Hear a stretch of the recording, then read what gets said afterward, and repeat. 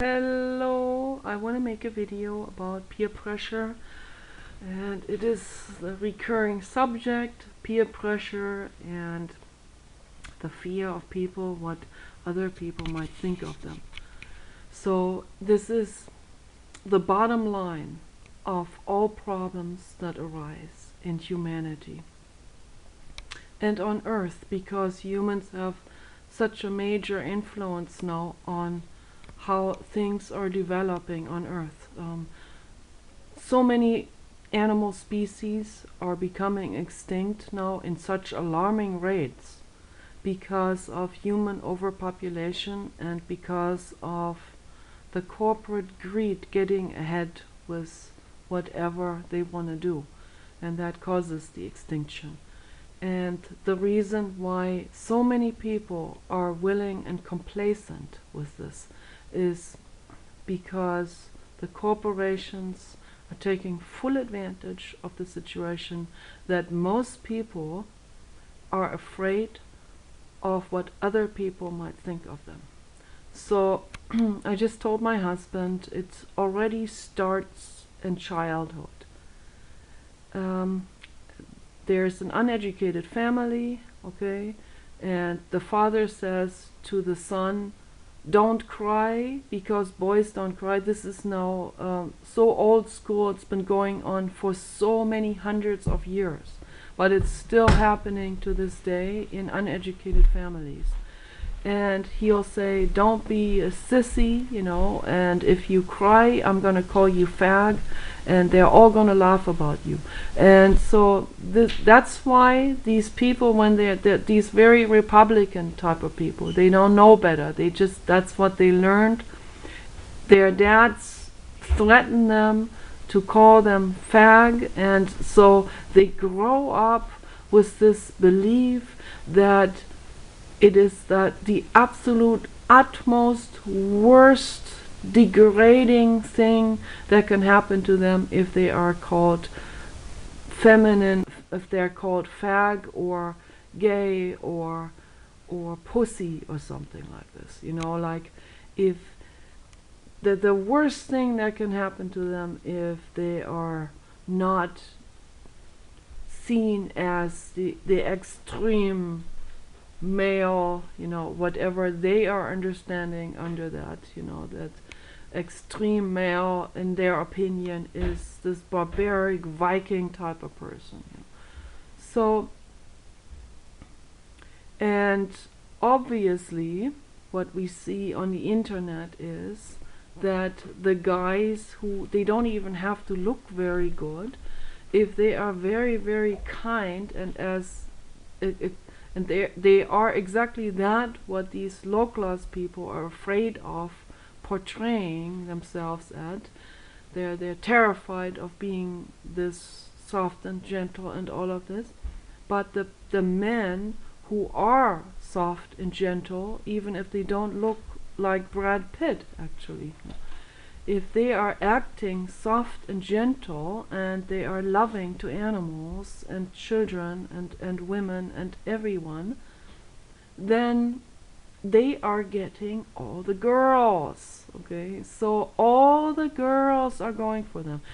Then now what's happening in the brain of a man who doesn't have education, doesn't have the basic education level that would counteract what he's been taught by his very uneducated parents?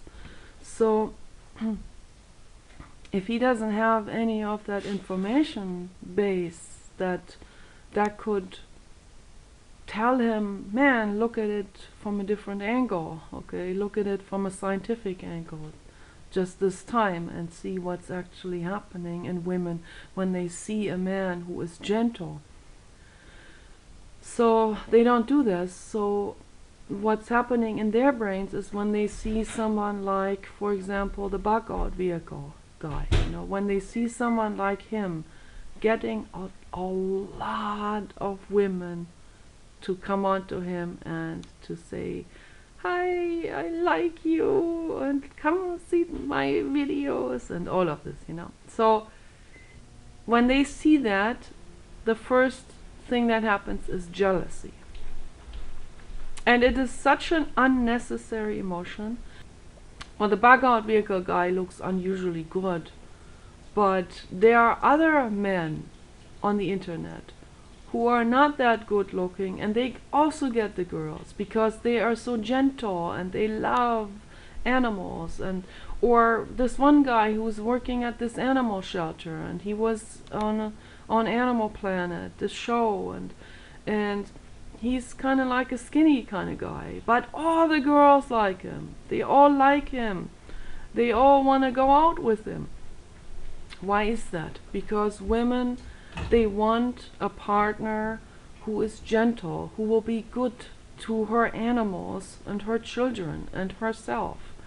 So that weighs way more than tattoos and big fat macho bulgy muscles and big tall or something, you know. So I personally, I prefer to have a shorter boyfriend than myself. I'm 5'9". I like my husband as 5'7" or something. So I prefer that. I kind of feel almost a little bit, I feel scared of a man who's taller than me and stronger and has bigger muscles. And I have big muscles too. I have big biceps naturally, which is, I'm so grateful for that. Oh my gosh, that protects me. But if I had a man who had bigger muscles than I have, I would be a little bit afraid. But what's more important is that the man is a little bit shorter than I am. I like that better. I don't know. It's just me. It's psychological. It has something to do with fear and stuff like that. But a lot of women, we all want a man who is good to our animals, who loves animals, who we can trust, you know. A person who loves animals, that is the direct glimpse into their heart. When a person loves animals, that means that person is a good-hearted person. Okay? And that's what women want.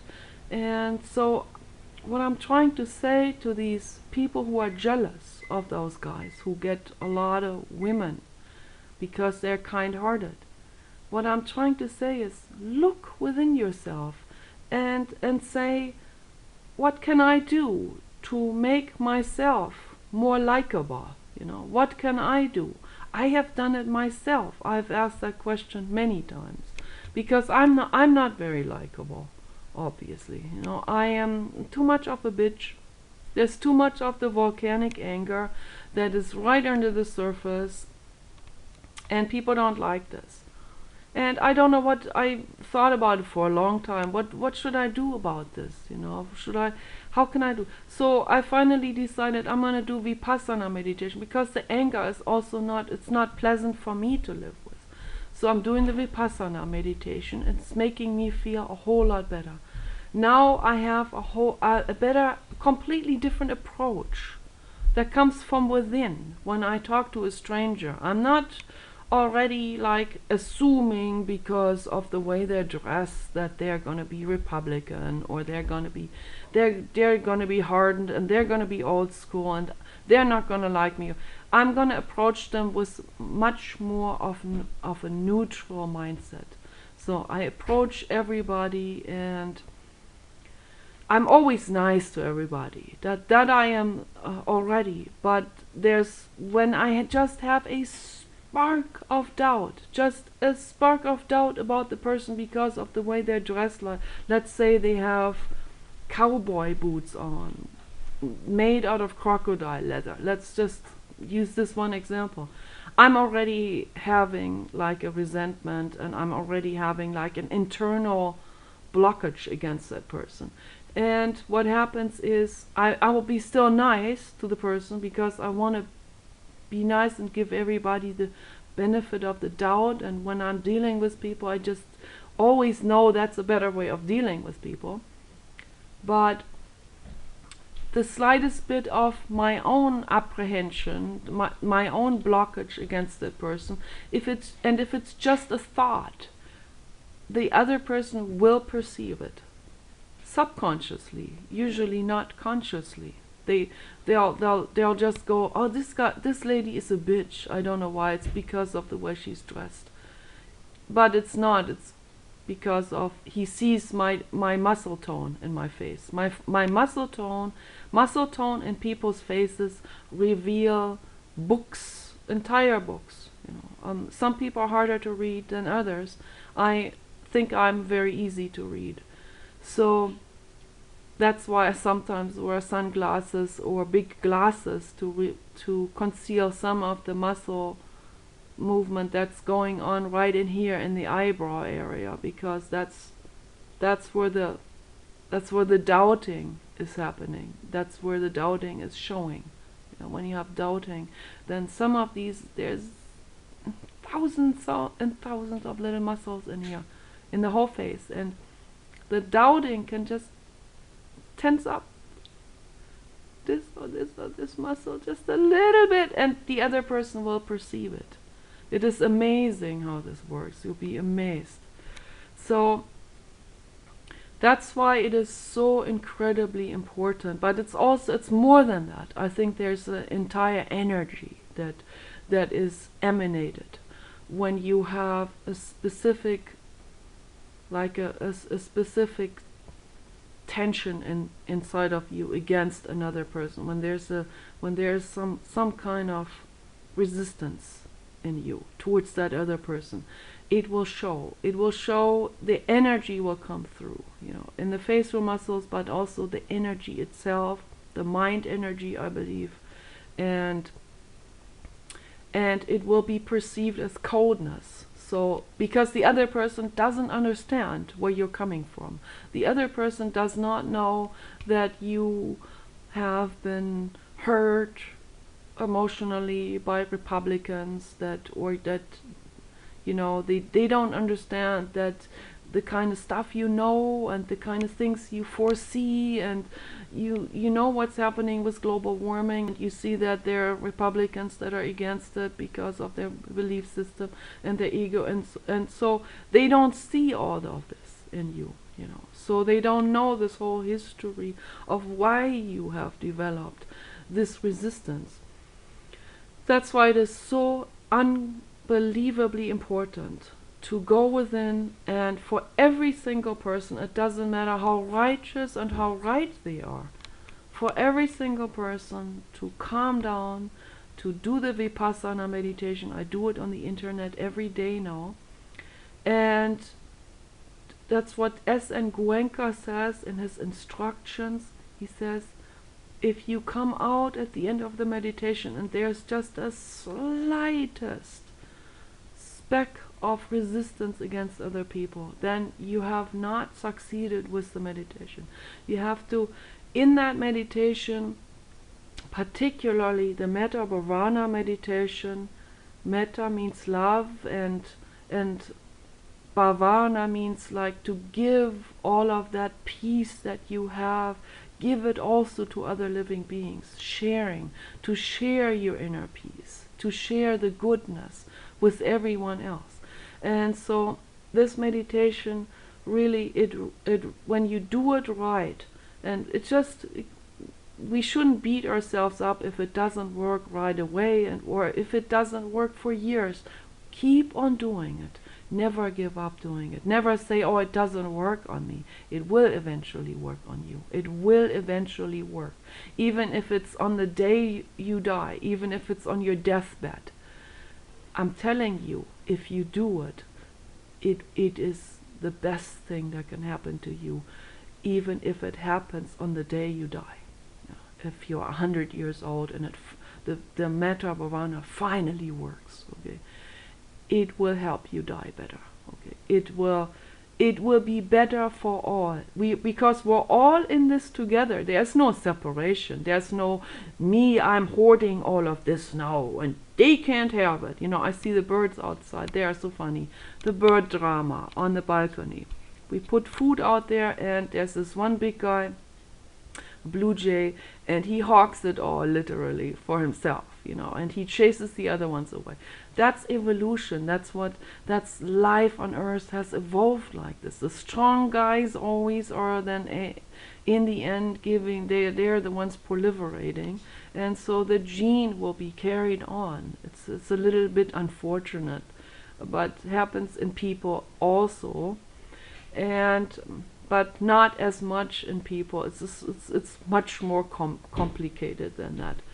But yeah, unfortunately, in third world countries, the big guys is when there's the less education you have, the more it's that principle of with the birds or with other wild animals. The big guy is going to be the winner, and he will eat all the stuff, and he will also proliferate. So, but in the entire human population in general, it becomes way more complex, particularly in the more educated societies. It becomes way more complex. And the more educated a society is, the more the women are looking out for the criteria of trust. Can I trust this guy? Is he gonna be good with my animals and my children? You know, this is the main focus. And so I see a lot of men, they want the sexy vegan girl. You know, I see it all the time. Them vegan chicks are here. So, and I tell them, you know, if you want them vegan chicks, you need to go vegan. So that is probably like the base of all, like the basic foundation for getting a vegan chick. And but that's not all, you know. We need to work on our attitude. We need to become more altruistic if you want to be with vegan people. So all of this very, very important. What I want to say is that humans, and even if they feel helpless and they feel like they're completely like in that flow of mind manipulation and in their totally to the mercy of their needs and their cravings and whatever. Yeah. You are not that unempowered. You have tools. There are tools to our advantage that we can use. The meditation is so important. Any kind of meditation, but the Vipassana meditation and the Metta Bhavana by S.N. Goenka are so incredibly helpful. And that's why everybody should do it, and this has nothing to do with being this or that, or being pussy or liberal, or what. This has nothing to do with political things. This has nothing to do with gender. It has nothing to do with fashion or fad or any of this. Okay, this is a tool for us to use to become more empowered, to feel better about ourselves and go for it and achieve it, and to become better people, to become more compassionate, and to see that we are all together. This all life is in one conglomeration together. There is no separation of anything. You know.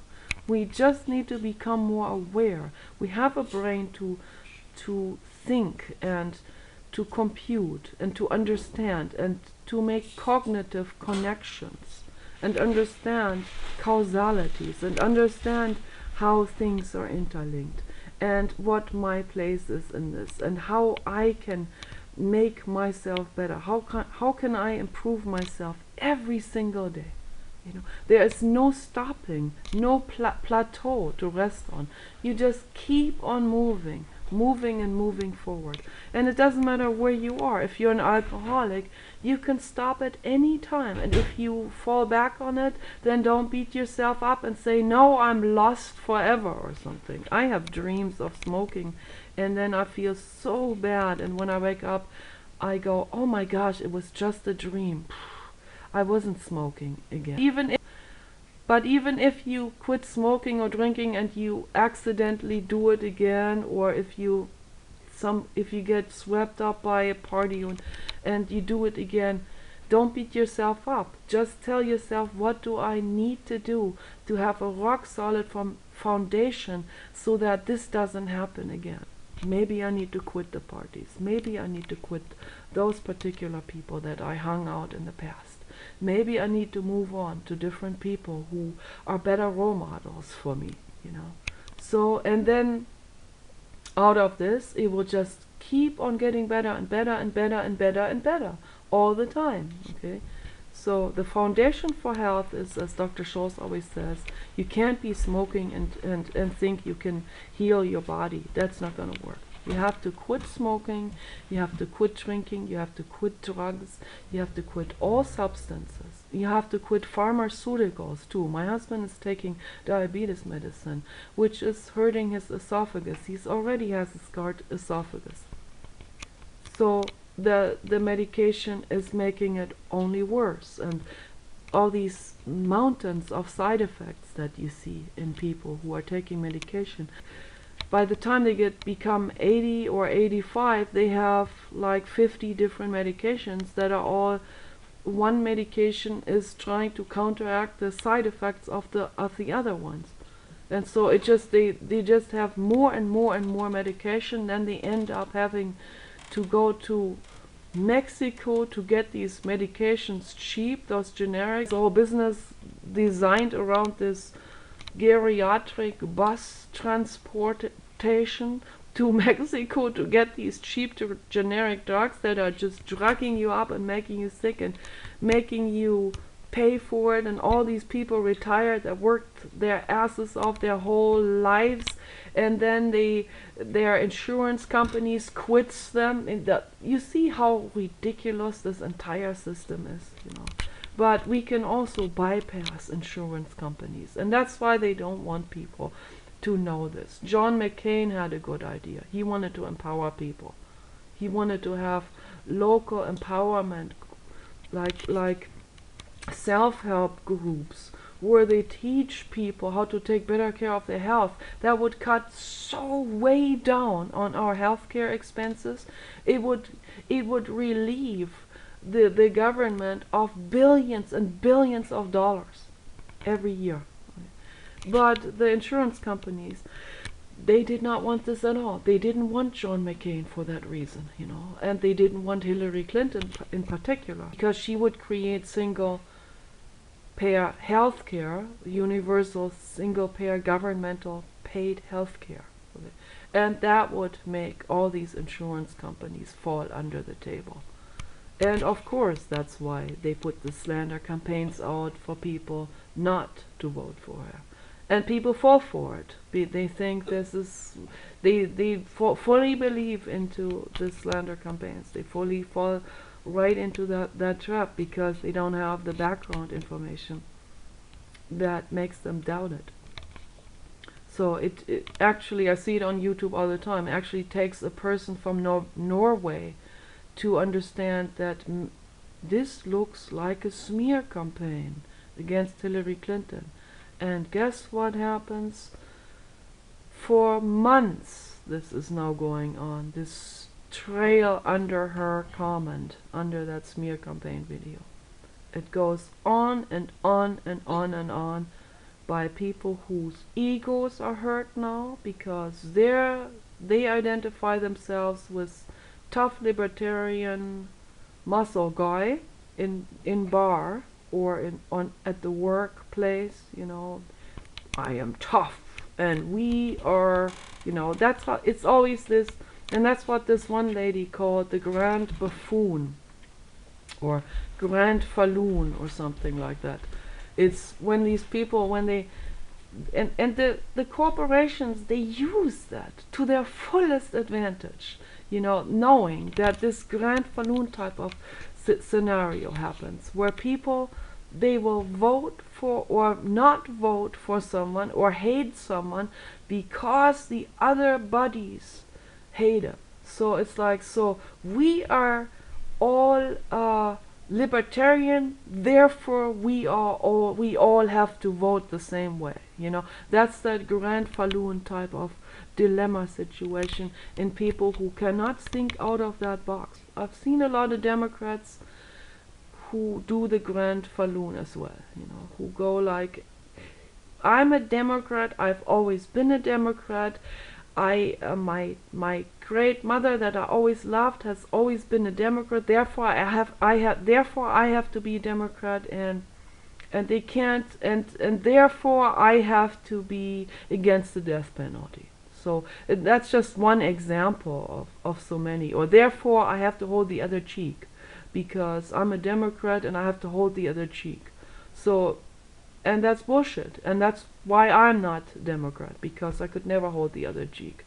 It would never work. I'm not any of the parties. I don't like any of them, because every one of them, particularly here in the United States, is corrupted and is paid and is just carried out by some agenda. But it's usually not the right agenda. It's usually some kind of hitchhike agenda with something else. Otherwise, they couldn't make it to the top. Therefore, they have to do these whatever, sacrifices or compromises, and it just compromises itself all the way into the ground, and therefore it doesn't work. So therefore there's no party I could possibly accept, and there's no political person who I 100% agree with. Not one single person. There's probably not one single person on this whole planet who I agree with 100%. My husband and I, we're pretty close. We're like in the 80% or maybe 85% or so, maybe 90. But then there's still the rest of the 10% of stuff we do not agree with, and where I feel like he doesn't see the full picture of it, and he thinks that of me.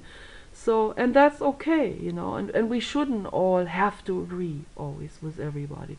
And so be careful of this grand falloon. Don't fall into this falloonish trap, okay, where you have to like, oh my gosh, because we are all Martians, therefore we all have to wear purple sweaters. That kind of stuff, So, no, you can be a Martian and you can wear a gray sweater, you can wear a red sweater, and you can wear a camouflage sweater too. So it doesn't matter which sweater, and just because it's a camouflage sweater doesn't mean you're automatically labeled a Velociraptor from planet Veloso. I don't know, whatever, But so yeah, think about this. So we need to really pay attention more. Need to pay more attention. People pay more attention. You can do it. You have the brain capacity to do it. Believe in it. Okay, believe it.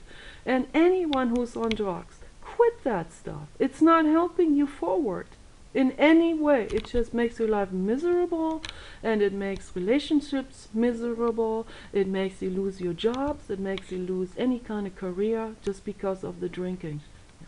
So quit that stuff. Start from scratch. You can do it. You have the brain to do it. And there are some people who have amazing brains, who can do amazing things. And they don't believe in themselves. So they think, oh, I can't do it, I better drink some whiskey.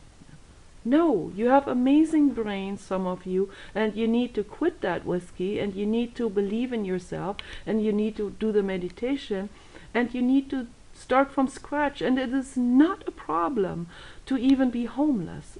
Paul and I, we were homeless for 3 years. We were living in a motorhome for 3 years because we didn't want to take a loan. We didn't want to just buy the next house that would, and then pay off the loan on top of it and lose a bunch of money to the banks. Why do that if you can travel and you can see where you want to invest that money that you collected from selling your old shack or something? Buy a better house in an area where the prices are low, or wait until the prices come to the rock bottom. And it is true what Warren Buffett said. You have to be fearful when other people are greedy, and you need to be greedy when other people are fearful. And, he used the word greedy. I say the word, you know, go for it. So when you're doing investments, you cannot go by peer pressure. You have to seize the opportunity in life wherever you are, in anything, whether that is in business, whether that is in making your life better, whether that is in healing yourself, whether that's in helping others. It's always the same principle. Don't look at what other people say or think. It has nothing to do with anything. It has nothing to do with reason. Usually it doesn't. If maybe sometimes people are right, listen to them, hear them out, but don't do it if you just want to fit in. Don't do it for that reason. Do it only for rational reasons. If things really make sense, if there's a rock solid thought foundation behind it. Otherwise, forget it. Let them spin their own way. Let them do their peer pressure. That's their problem, not yours. You do your thing. And even if it means that you have to, if you're homeless on the street and you're eating someone else's apples from a tree, go for it. Go for the apples, the ones that hang over the street. That's public property. You have the right to take the apples. Okay, so you can heal yourself with those apples. For example, if you have an apple tree, eat them every single day. I see people all the time. They have like the most expensive apple trees, the most expensive apples like Cox Orange and Buzzpole and those type of apple breeds. And one time I went to a guy. I know it's a real big shot guy. I recognized him. I standing there in front of the door, and I wanted him to sign a petition, which he refused. He's the ultra mega Republican, refused to sign the petition for the whales. But he kind of like wasn't really hateful towards me. So I finally said, I got another question. Can I have some of your apples? And he said, of course. And I picked several bags of apples. He had like 10 apple trees right there lined up next to the road. I could have also picked some from the road, but he let me take the apples also from his lawn that had fallen down, and fantastic apples, wonderful. But I was thinking, he and his wife, they're rich, they have big position, their lives should be good, and they have all these apple trees, but they're not eating those apples. They're not making themselves even well with their own apples. They just go to rot. They're right on the tree. I don't understand. Those are the things I don't understand. Why don't we use our resources wisely? I had a friend once, and we were at his house, and at his parents' house. His parents died, and he was giving stuff away. And there was, in the backyard, there was this Japanese apple tree, the Fuji apple tree, a real organic Japanese Fuji apple tree, pretty large. And there were all these amazingly large Fuji apples on that tree. And I said, Gary, why aren't you eating those Fuji apples? That was in LA. And he said, why should I go eat these apples? I have millions of dollars. I can go to the store and buy apples. And I thought, that makes totally no sense. This is not about the money even. This is about, there is an apple tree that is not sprayed, that is totally pure, that has not been touched by any dirty hands. Nobody peed or shit on it.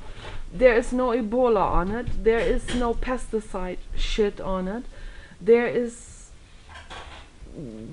not even a bug on it. These beautiful, delicious, I've never tasted such delicious Fuji apples in my whole life. That was the absolute best in Long Beach. And so he let us take a whole lot lot of apples with us, and I was so glad for this, and I just could not believe that he would not eat these apples.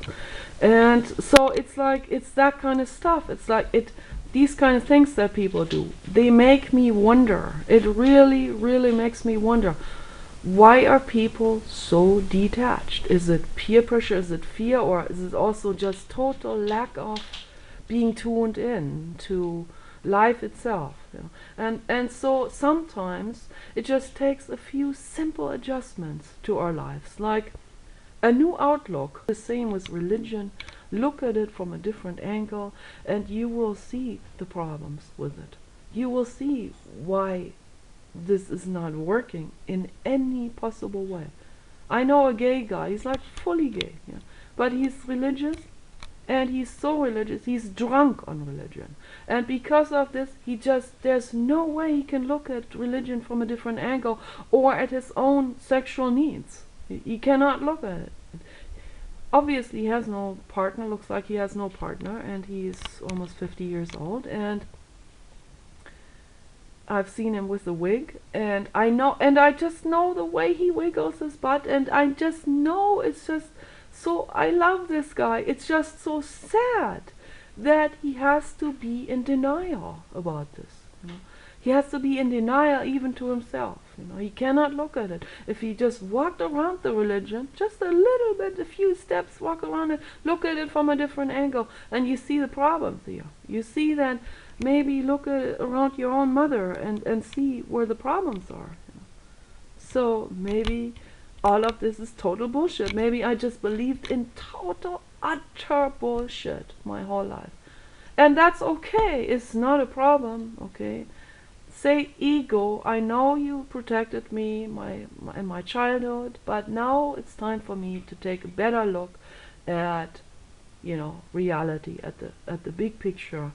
And now, ego, you can go to rest now. You can sit down and take a break. You know?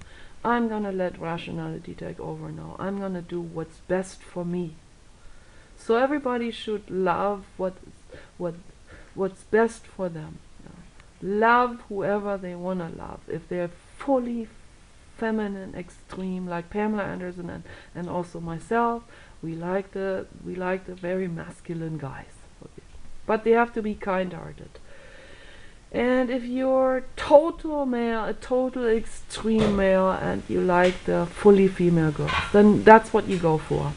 And anyone who is a little bit meandering towards the other side, just in slight details, go for what you want, go for what it feels right. And people who are in the middle, just go with it. Meditation solves it all. Go into meditation and you will find out who you are, and you find out who you love, and you find out what you want, and you find out what food tastes the best to you, and which food to eat, which colors you like the best, and which artwork you like the best, which music you like the best, and not go by what other people think or tell you what you should like the best. Okay, so I mean, it's so simple. We got to get away from peer pressure. We got to get away from the dictation of society, and not go by what do most people do. Therefore, I have to model myself towards what most people do. No. What most people do is usually not right, and don't go by it at all. Just go by what you want. Okay? You take care.